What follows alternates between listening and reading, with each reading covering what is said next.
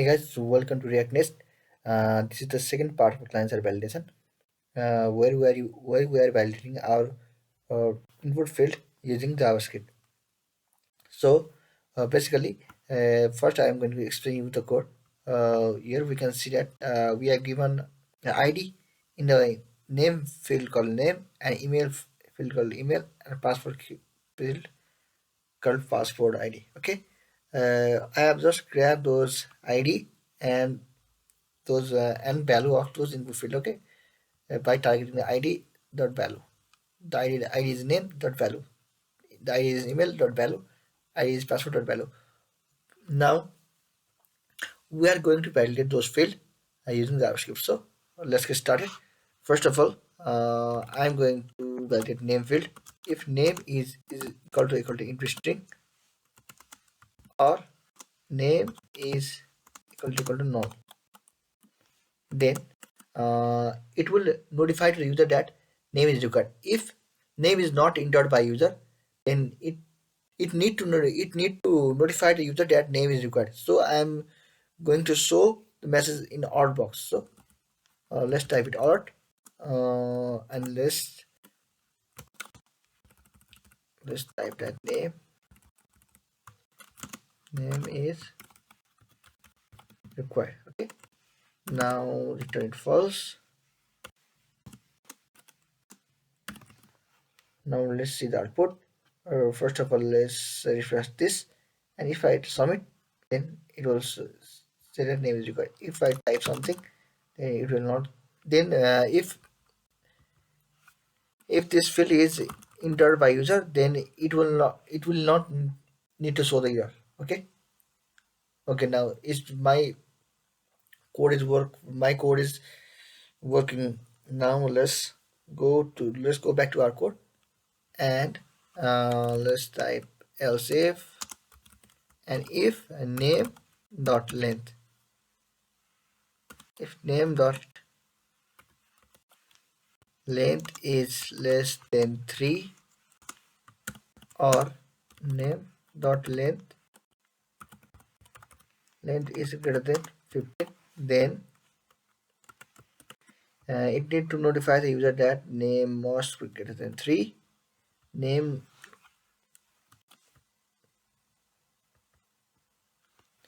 name character must be greater than 3 or less than 15. Okay, now let's type it else if email is equal to empty string, then let's copy this, let's paste it here. Let's, instead of name, I would like email is required. Okay, and basically this is my regex pattern. So to implement regex pattern in our email regex pattern, so else if email dot message match this regex pattern, then for control X, control V, if not email. Okay, if email doesn't match with regex pattern, then it need to show the error that email address is not valid. Email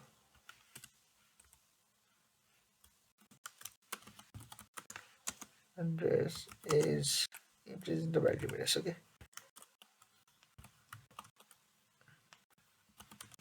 please enter valid email address.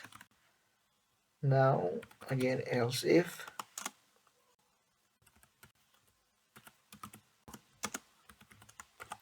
password dot length is, okay, first of all, password is equal to null, then alert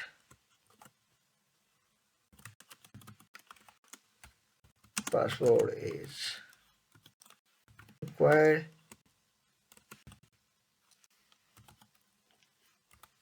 return false. Now else if password that length is less than 4, then not 4, basically 5. Okay, less than 5.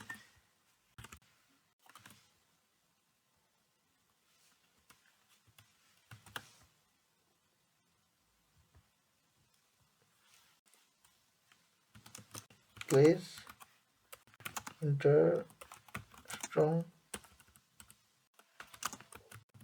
password. Okay. uh, what we are doing here is, if name is empty, then it need to show the error message in our box that name is required.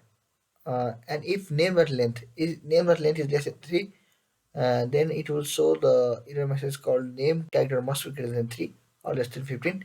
And if email is empty, then it will show the error message called email is required. And if email does not match with our request pattern, then it will show the error message called if please enter valid email address. And if password is empty, then it will show the error message called password is required. And if password length is less than 5, then it will show the error message called please enter a strong password. So let's get started to test our class validation. First of all, let's submit this, which say name is required. Okay. Now, if I type AS, then it will show me name character must be greater than 3. Okay, greater than 3. Now, instead of yes, let's type it RAM. Okay,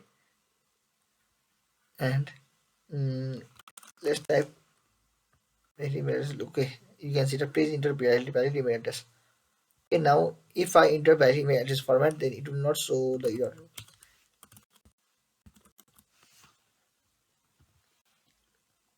This email basically represents our valid email address format, which include @ and dot in specific position that helps to recognize redirects to that redirects that this is a valid email address pattern. So if I try to submit, then password is required. My password field is empty, so it will it throw an error that password is required. So if I type password here, let's type it random password, something like this. First of all, let's check password with okay. Now please enter a strong password. If my password is less than 5, then it will throw my error access. Please enter a strong password. Okay, now let's type in the password. Now if I submit on this, okay, my client's validation has successfully worked. And if user did not enter any of this field, then it will show me the error name is required, or email is required, or password is required. And I have successfully implemented client validation. Uh, so if you like my video, please subscribe, subscribe, and follow my channel. Thank you for watching my video, guys.